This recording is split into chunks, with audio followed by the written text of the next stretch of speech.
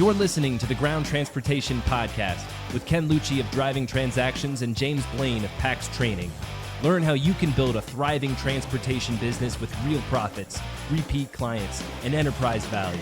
And now for your hosts, Ken and James. Good afternoon, everybody, and welcome to another exciting episode of the Ground Transportation Podcast. I am joined by my esteemed co-host, James Blaine from PAX Training, a self-described techno nerd. It seems like we were just here minutes ago, James. I know. Groundhog Day. So thank you very much, everybody, for joining us. And today we're going to discuss something that's near and dear to both James and I and what we do, which it really is a subject that I think is too many entrepreneurs don't have a plan to deal with. And that is the cost of doing everything yourself. 100%. The ultimate cost of being a DIY business owner, doing it all yourself. So, James, why don't you lead off as far as how you see this affecting operators and what the downsides are? So I think the biggest thing that I've seen, and I was guilty of it on my first business, is especially operators that are cost conscious or shoestring or trying to kind of, hey, I don't want to spend. Instead of going out and finding a vendor or a ready-made solution or something that exists, I'll do it myself. Oh, we'll put that together ourselves. Oh, we'll do this. I see it with training. Oh, we're gonna make our own training program. We're gonna do all this. I've talked to operators before that are, I had this issue, and instead of going and getting a software platform, we just used Excel, and I made the world's most complicated Excel spreadsheet, and we've been using that and you start seeing these types of areas, right? Instead of having a good maintenance partner, we got, one guy and he services everything and he's our in-house mechanic and he's doing all of it.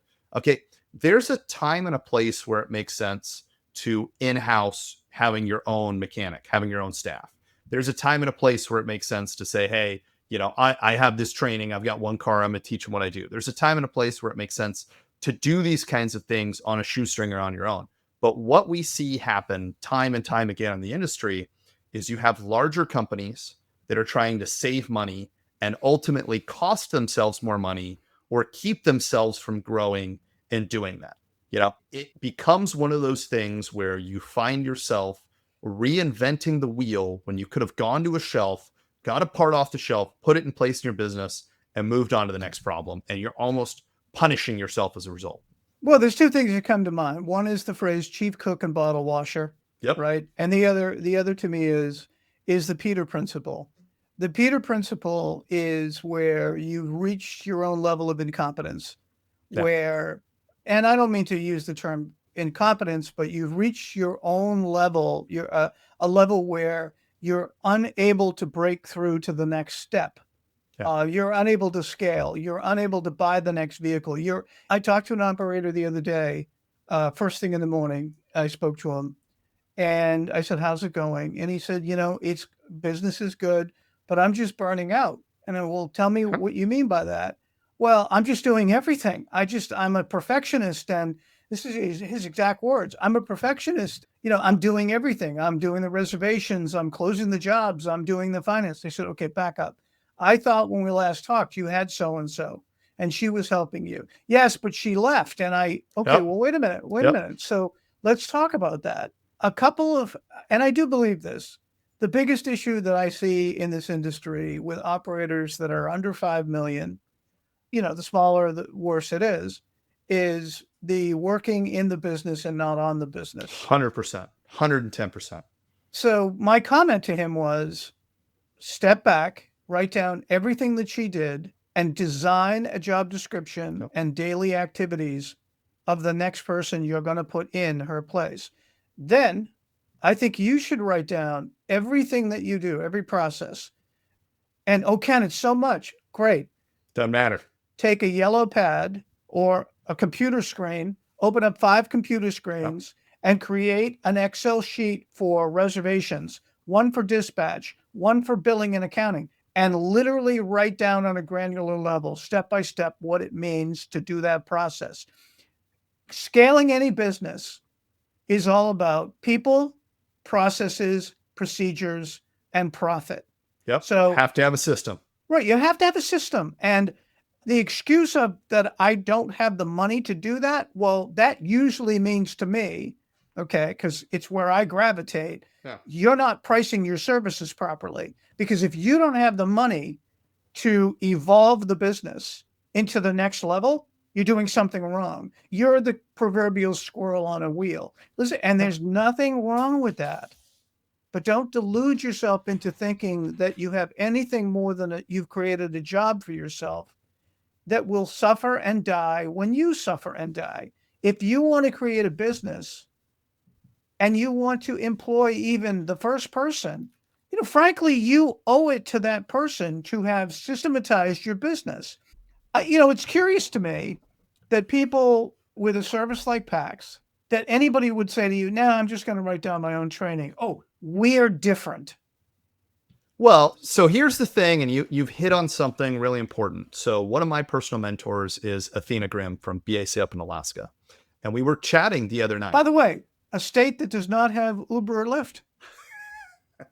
Okay? Yeah, or a ton of EV, right? Lots of moose up there. Is it moose or meese? But I digest. The Mises, the mooses, I don't think they give rides to the airport either way. I digest.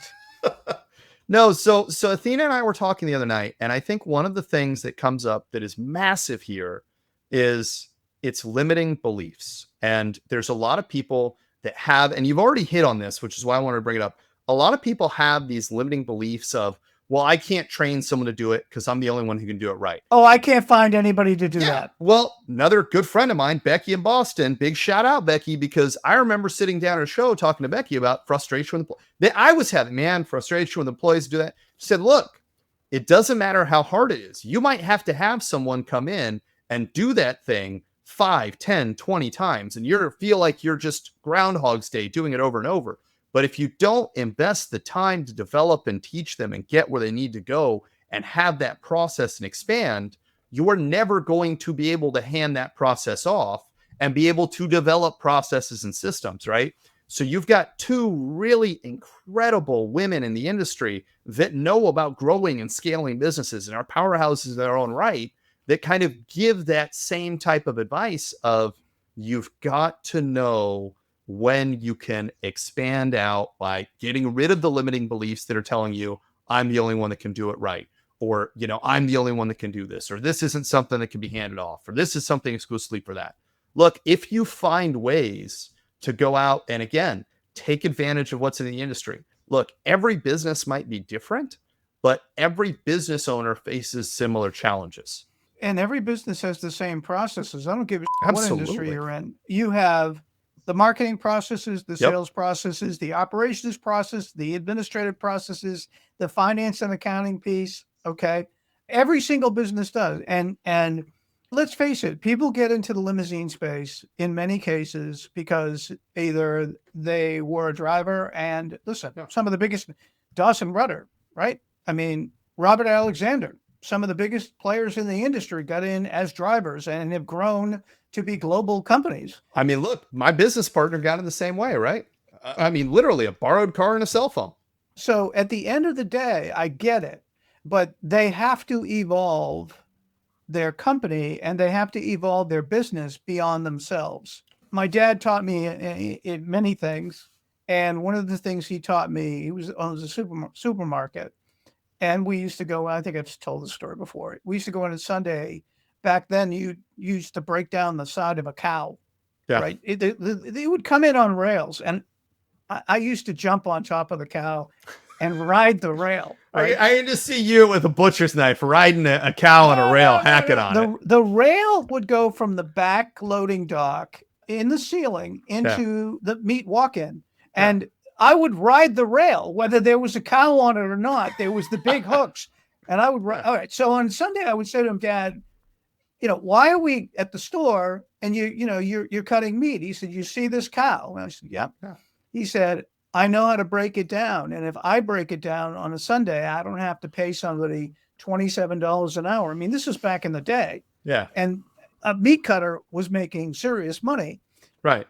And his whole point to me was, you need to learn and you need to know the best way to do everything in your store, in your business, to train people how you want to do it. But Yes. if you get stuck doing it yourself, your business won't grow. He used to do that.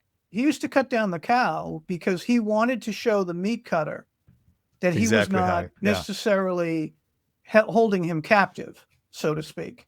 I know Athena has a process for everything. I mean, there's no question she is Oh, the yeah. most organized person in the world. But what do you do and what do you say to somebody who's not organized, who just can't get out of their own way? So I tell them I don't mow grass, right? What I mean by that is I used to always mow my own grass, but I have allergies and it's kind of miserable and I hate it. And one day I was at work at one of my early jobs and I was still in corporate life in my early 20s. And I was talking to a boss of mine and I said, man, I got to go home and cut the grass. He goes, oh, I don't cut grass. I said, what are you talking about? He goes, well, I sat down one day and I looked at how much money I make every hour and what my rate is. And then I realized I could have my grass cut for $20. And I said, I make $60 an hour. Why in the hell am I working down at $20 an hour? And not only that, the time with my kids and family is way more valuable. Is way more So valuable. why am I going to go and spend that time, that investment on doing it? Can I mow the grass? Sure. Do I know what it needs to look like? Sure. If the guy can't do it that week, can I do it so that it gets done? Sure. But why would I take my valuable time and do that? And I tell owners this all the time. I get people like, oh, we're big. We've built our own training program. We have our own training program. Great. So you're putting time into keeping it up to date.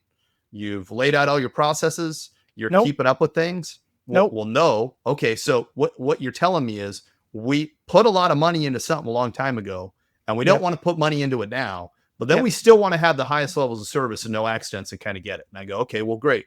So if you spend a ton of money and you buy the best grass you possibly can and you mow it, but you never water it, you never put any seed and feed, you never do anything to it, are you going to be pissed when it's dead and brown?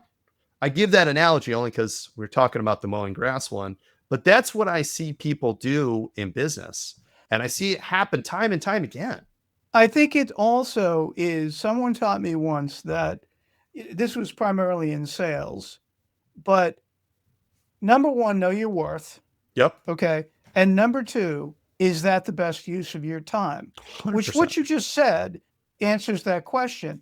The answer is no. A better use of my time is relaxing with my family, or a better use of my time, instead of writing a training manual, is working on my business instead of in it. True story. A client of mine a while ago came to us and thought he wanted to sell his business, so we put a value on it. And we had a tough time getting the financials out of him. And I said to him, what's the story? Well, Ken, I just don't have the time. Excuse me. Wait a minute. Back up a step. You're a $3.5 million company. Who does your books? Well, I do. What? Yeah, I spend it, 3/4 of a day to a day, and that's why I'm sorry you're losing patience with me. And I said to him, listen, I'm not losing patience with you, but you're telling me I'm looking at your business and your business is flat as a pancake. Oh, it's consistent. Yeah, it's consistently not growing. Consistently not growing. Yeah, consistently it's not growing. Flat. Right. So your revenue is flat, but your costs are going up, and you're spending your prime time selling time, which, by the way, is like from 10 to 3 every day. Yeah. You're stuck in your office doing administrative work. First thing that I recommend to you, and do it if don't do it, I get paid either way. Right. That's the famous line that Tommy Mazi used to say to me, God love him, God rest his soul. I am disappointed that we had lost him by the time I got into the industry, because there's Tommy so many gems of wisdom there. Tommy was the first guy that I hired as a consultant. Arthur Messina from Create a Card recommended that I hire Tommy because I was so green. And I flew Tommy from Philadelphia down to Tampa once a month and put him up in a hotel, had a chauffeur come and pick him up. And I used to have these wacky ideas, and Tommy would say, Ken, you can either listen to me or not listen to me. You still pay me $1,500 a day. And we used to have a rule. I mean, he used to let me do something twice, and then the third time he would say, I told you, right? But getting back to my client, I said, you are doing something that is so beneath your time as the president of this company, and you're telling me you don't have time to network in a pretty damn good region. The stuff that's going to make you money. You know, no one presents your business the way you do. No. Okay. And I've recently we helped somebody do a sales compensation plan. And this is a great operator. I love this kid. And I love all my clients, the ones that we keep. Anyway. And I said, listen, you're doing so great. You know, you're up over 10 million. It is time. You need an outside salesperson. Yeah. So we helped him design the comp plan. You know, if he was a $3 million operator, I would say to him, what are you talking about? You're hiring an outside salesperson. The best person to represent your business is you. Is you. There is a time when you will outgrow even that function. Okay. When you have to start worrying about banking relationships, finance relationships, your advisors, etc. So I think the message is, if you're a DIY guy or gal, you're never going to get to the point if you do not shave off some of these responsibilities and memorialize them in written process and procedures and checklists. And figure out how to offload them. Right. And the secret is to write them in 6th grade or 3rd grade level so that anybody could do them. Yep. You're going to hit a ceiling. And I mean, I have people that hit a ceiling that are $1 million and they can't crack it. They can't get above that, right? They're always knocking on the million. They're doing $1 million, but their business isn't growing. And then I have other people that are at 5 million. And as soon as their largest client stops traveling, they're done. The sky is falling. The sky is falling. I'm like, because you're not out there presenting and telling your story 5 times a day to new people. You're being reactive. Well, I have to close the jobs and I have to do that. You like doing it, but no offense, at 5 million, you should be checking on it. You've brought us to something that's really crucial. So I was, thumbing through Instagram, LinkedIn, Facebook. I've been trying to reprogram my social media to give me what I want to see. And I swipe up and I get this video, and it's Kevin O'Leary, for those of you that don't know, Mr. Wonderful from Shark Tank. And he's talking about when he was working with Steve Jobs. And he had his learning company as working with Steve Jobs, and Steve Jobs is being an and he was just ripping. Oh yeah. Surprise. Really? So Steve Jobs is being an he's telling him, oh, well, this is what it's going to be. This is what you're going to do. I'm in power, blah, blah, blah. And he said, as much as I hated Steve for the way he was, and as much as I hated him for being an Steve's signal to noise ratio was one of the highest I've ever seen. Steve's ability to get the noise out and focus on what's important and not get caught up on the dumb stuff and hand the things off that weren't important.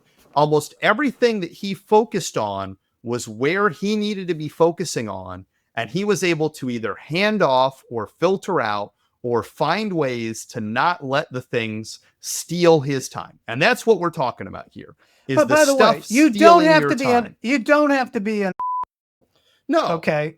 Stay focused. But in case you go watch this interview, Kevin O'Leary did say that the only person with a better signal ratio than Steve Jobs was Elon Musk, who he thought was an even bigger than Steve Jobs. I can believe that. But leadership and culture will be another article for another episode, rather. It'll be another subject. But I firmly believe your message there is focus on what's important during prime time. And I remember, I like this guy. He's not a client anymore. You know, we said, here's your value. This is the best we can do for you. Because he was doing it for 30 years and his business has been plateaued for the past 10 years. And there are other people in the same market that are just hitting it out of the park. And how do you say to someone, no offense, that's the stupidest thing in the world. You should be hiring and training a bookkeeping service. You have our program. You have our cost of goods financial program. You've invested in it. I will even help you hire a bookkeeping service. And now I want you to inspect what you expect from your financials. And I want you to do the same thing from a dispatch and from every standpoint. It's no secret that people who can't let go and who cannot articulate in writing and cannot create processes and procedures. Okay.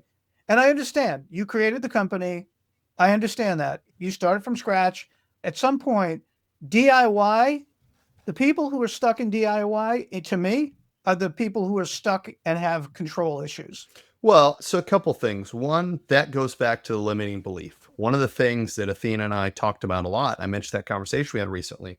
We're both in lockstep on that. If you can't grow as a leader, if you're not growing personally, if you don't overcome your own limiting beliefs, they limit the things around you, right? They limit what you can achieve in your personal life. They limit where your company can go. And I want to be really clear. I'm not coming this from the standpoint of, oh, you should just hand training off to PAX and we'll do everything. No, what you should do is you should be smart about it. So in our world, when we work with a customer, it's, hey, we have all the fundamentals. We have the defensive driving. We have the customer service. We have all that. We now want to focus your time on making sure that what you're imparting, what you're working with them on, is what makes your company unique.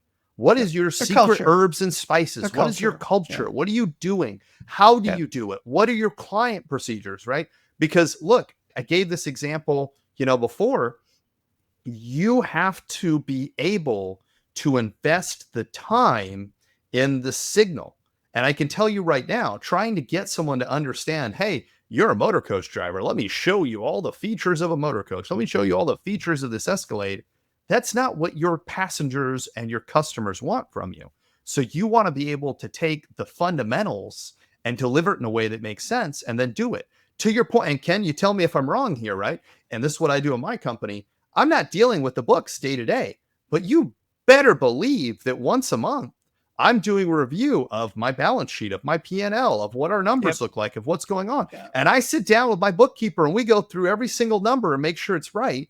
But I'm not the one wasting my time putting every receipt, every transaction in. I'm just inspecting what I inspect because I've created a process and handed it off.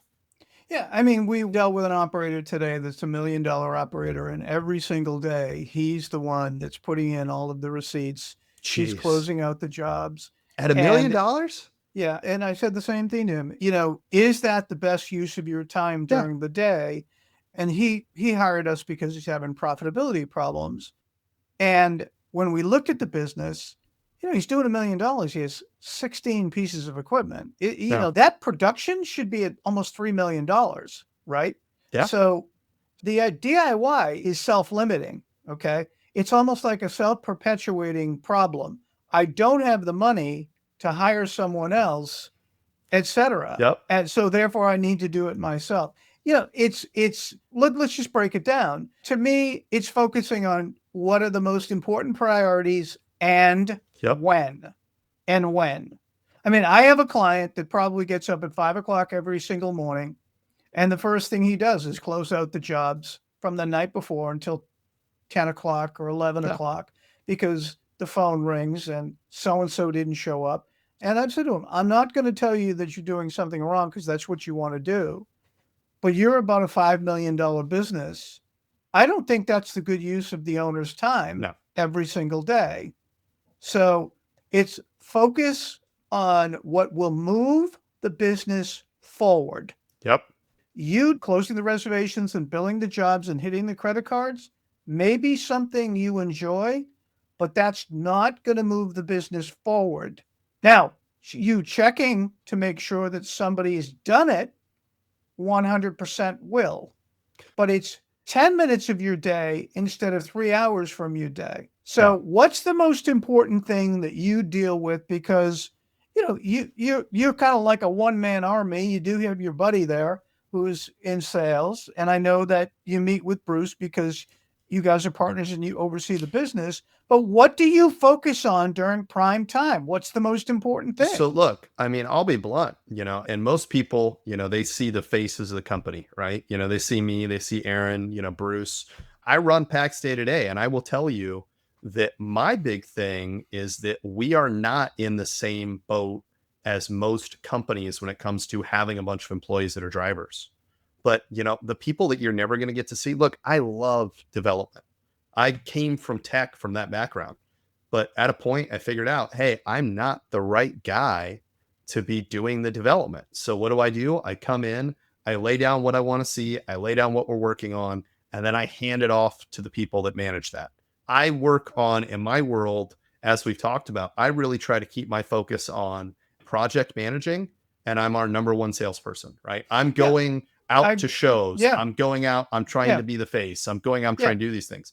It's business development, Yeah, constant business exactly. development, and it is customer relations, project management. Yep. And now, does that mean that, if there's a sale, I'm not going to hand it off and say, hey, you're going to work with Casey or you're going to work with Aaron? And no, I mean, at a certain point when the time is right, I try to get in that habit of handing things off. And I will tell you something I heard in my first business from my father, and I found it to be very true. This is one of my favorite quotes of my dad. And it's usually the things that you don't want to do or that you dread doing that you need to do most in the business. Because a lot of times you get in that comfort level of, well, I'm doing the stuff I want to do and I'm doing these things. And you're not doing the things that you don't want to do or that you dread doing or that you don't like doing. And those often give you the most needle movement. Well, and to your point, I mean, our entire existence is dealing with owners who don't want to deal with their finances. And, the hubris line I hear is, ha, ha, ha, ha, I have an accountant who does that. Good for you. You talk to the son of a bitch once a year, and the thing he tells you is how much you owe in taxes. You have no clue No. of how much you make on every job, how much you've made every day, what Yep. you have for free cash flow, how much business you're doing this month versus same month last year, etc. And you're to say it nicely, you're financially agnostic, meaning you have no idea about your profitability. Once a week, Cole and I go through the financial condition of the business. Yep. And I spend most of my time identifying and working with him on the priorities of the week, handling existing customer calls, and then business development. And he calls it making it rain. That's what I spend most of my time on. Okay. And on Saturdays and Sundays, when it's not prime time, I'm usually writing something. I'm usually working on a program. I'm working on a course, not in the summertime, by the way. But to your point, so the smaller operator that you and I come across, the one that has perpetually been 5 to 10 cars, or they're usually shoestring guys. They started it on a shoestring. And they're squeezing the budget just as hard now as they did when they start. Yeah. And it stays there. And look, I've been guilty of that before myself, right? There's been times where I've had, and I heard this great quote once that anything that you have to do more than 2 or 3 times, if it can be automated and you don't, you're dumb. I think it's brutal, right? It's a very blunt quote, but I look at it in that same way. If I do something 3 times and I don't create a process for it, and I don't see if I can automate it, and I don't see if I can hand it off to someone, I tell myself, I say, hey, it's a dumb use of my time. You could be better using your time. And look, sometimes you might not be at a point where you can hire a bookkeeper, but you might look at, hey, what can we do in terms of, getting a bookkeeper that's shared and then reviewing it less often? Or you do a bookkeeping service. There's bookkeeping services on every single street corner. The key is, and we help people interview them. To me, they have to be QuickBooks certified or at least 5 years of QuickBooks experience and use. So the bookkeeping service is the easiest thing in the world. The most difficult is to teach a bookkeeper and to even teach a CPA about our industry. That's where we come in. When people buy our program, our Driving Financial Success, it gives them the chart of accounts that they should be setting up their QuickBooks in. It gives them sample monthly financial reports, and then we teach them how to read their financial metrics. If you do that once, and we have a saying internally, we love to work our way out of a job. Okay, we have some great retained clients, some of the best and biggest in the industry, but we love to work our way out of a job. Okay. And by going to whoever's keeping the books and saying, listen, here is standard QuickBooks GAAP accounting. This is the chart of accounts I'd like you to use because it puts all of the costs to turn the key and do the work up here. And we want to break your revenue down by silo. So I can train anybody with QuickBooks experience, but you know who's the toughest to train? The owner. The owner. It's maddening because first and foremost, to get you out of the DIY, being a DIY guy or girl, write down a business plan. Yeah. And you know what? It doesn't have to be an opus. Okay. I used to think opus was like a little penguin, but opus is actually a long dissertation, right? Yeah. So it doesn't. You write a business plan, okay, that answers two questions. If you've been in the business longer than a year, your business plan comes down to one coin, two sides. Right. How can and what if? Okay. Yeah. So the how can is all of the positive stuff that you want to achieve over the next month, over the next quarter, over the next year. The what if is what if it's a bad thing that happens. Okay. Right. So to my $5 million operator, and I've had this discussion with him ad nauseum. Okay.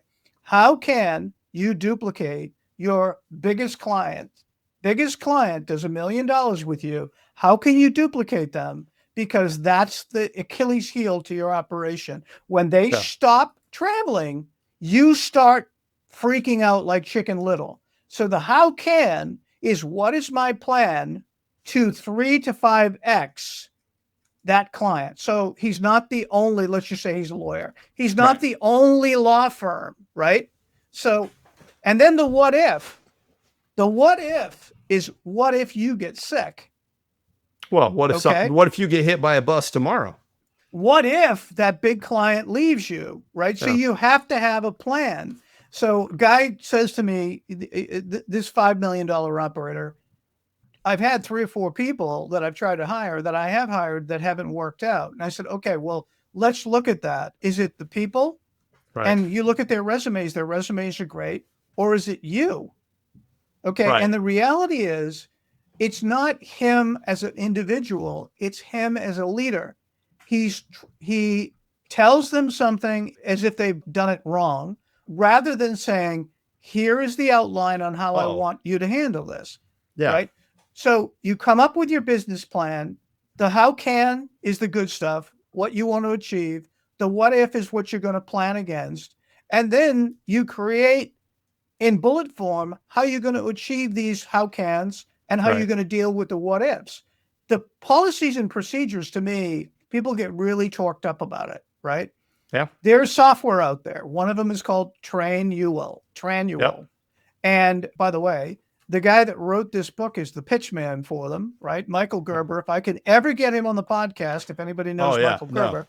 Right. We would love to have him on. Yeah. Okay. Big time. So policies and procedures start with writing down when you start, like what John, our producer, does with us every single podcast. When he starts the podcast in the beginning, before it became muscle memory, he had to give us an outline, step 1, step 2, step 3. Okay. So that is, to me, is the birth of every single procedure or policy comes with the owner who's doing it now, writing down the steps. Well, it's just me.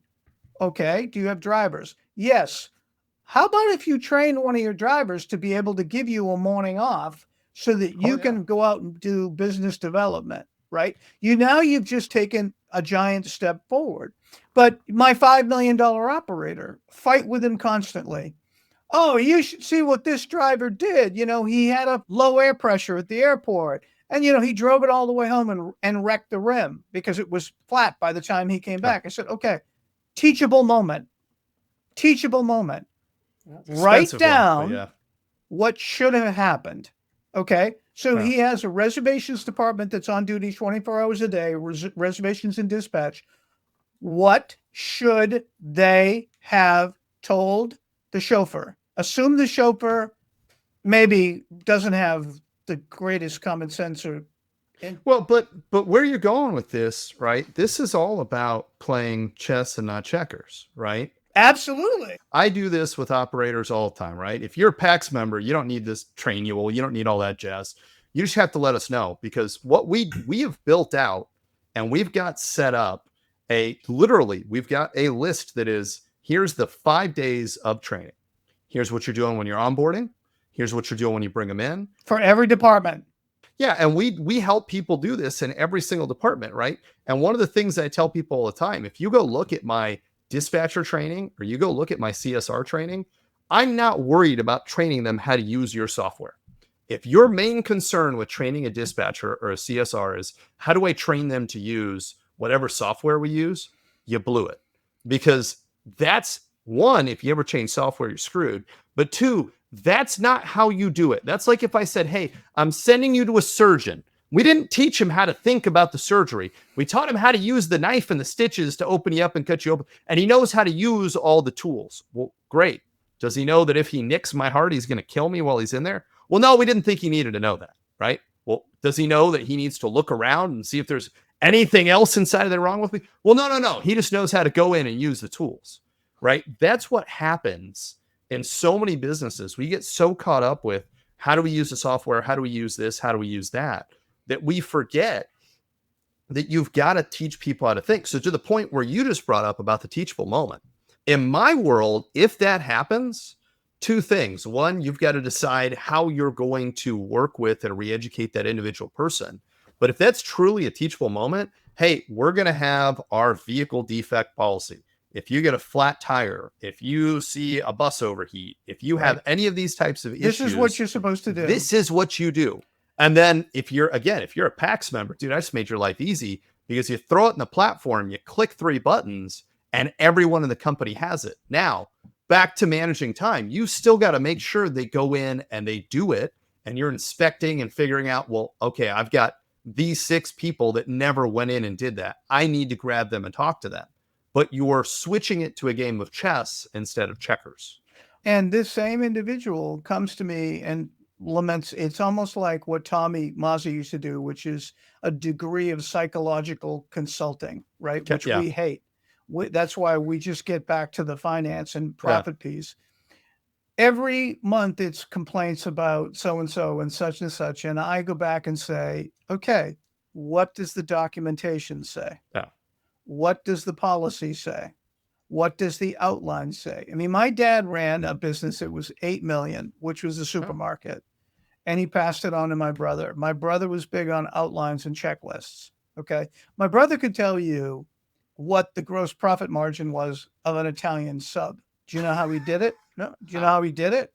He literally counted the slices, weighed it up, and figured it out. Yep. But I hear people say to me, well, they don't have any critical thinking ability. You're the one that's supposed to have that, and you're supposed to make it idiot proof. So your policies and procedures have to be to your weakest link, which is what I was trying to say. Right. Don't leave it to your chauffeur. Well, the chauffeur should have common sense.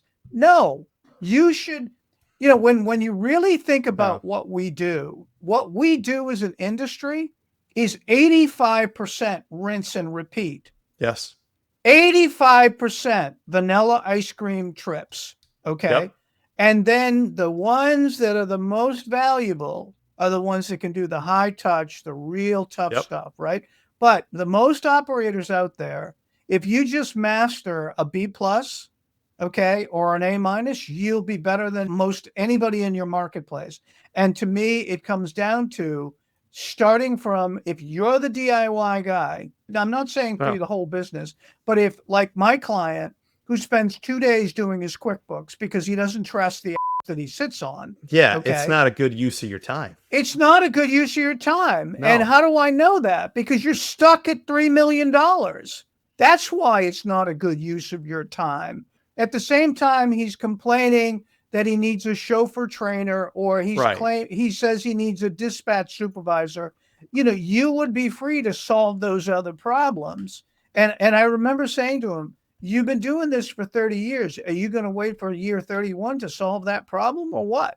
So a lot of times when I talk to people, they don't identify it as a problem. And I think one of the big things, and this is something that you and I recently did an event where we basically did it all day. You did the morning and I did the afternoon.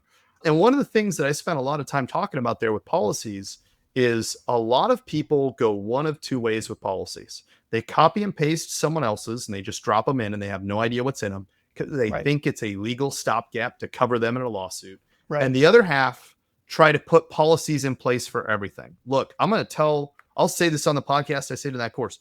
Every job I've ever worked at handed me a manual this thick and then had me sign and lie that I read the manual. Nobody freaking reads it. And the other thing is, and I tell people this all the time, you want your policies to be a general guideline in most cases. And then you want your policies to then define, hey, if you have PTO, this is the rules for that. If you have this is the rules for that. The training then becomes how you bridge that gap. So in training, I'm going to take the key things in the policy that you need to know and apply, and I'm going to tell you about them. And speaking of common sense, right? What's common sense to you sitting in your office is not common sense to someone on the road. I can tell you right now, there was a situation where I saw an owner, he was pissed because he had a chauffeur that had a Sprinter, and the door wouldn't shut on the Sprinter, and he had to get to his next trip, and he was going to be late, and he didn't know what to do. So he muscled the door shut on the Sprinter and just shut the door and got in the car and ran and made the next trip. And he came back all proud of himself saying, hey, the door was messed up, but I was able to muscle it shut. I wasn't late for any of my trips. He came back thinking he did the owner a favor, and the owner went, what the F? There's a release on the door for the latch. All you had to do was hit the release because the electric door had messed up. If you'd have hit the release and slid the door shut and stopped and think for 2 seconds, we'd have been fine. And so there's this mismatch of what's common sense to that person in that moment and that owner looking back. Now, was the chauffeur trying to break the vehicle and do damage? No, he was trying to get the job done and keep the wheels rolling. But in the owner's mind, well, this guy, I got an idiot on my hands. I think. But that's the teachable moment. That's the teachable moment. It's your job as a leader.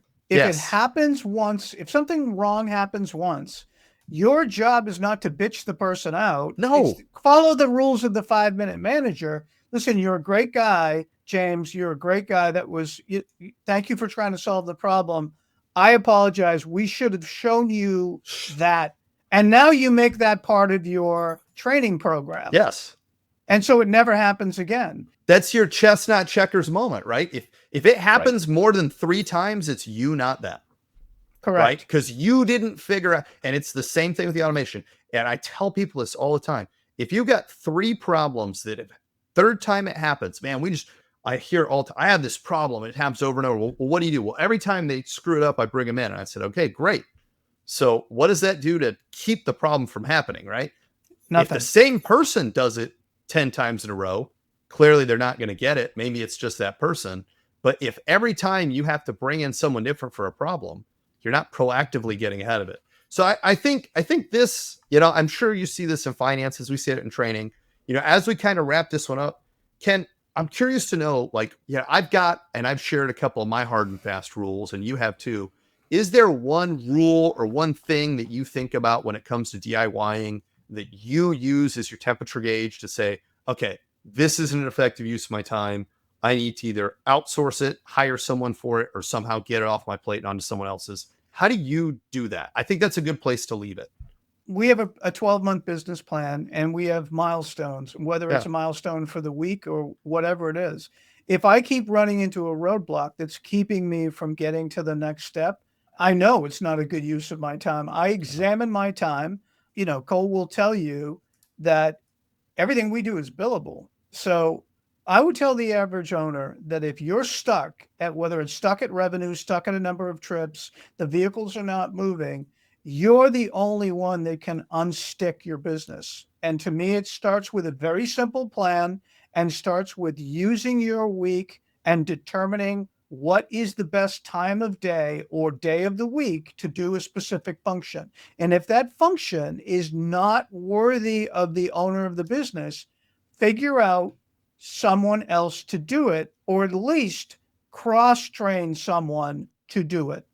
Because DIY can become a rolling ball where you don't do it, you get behind, continuously behind, and you never outbury yourself. And that's the key with burnout. You're definitely going to burn out.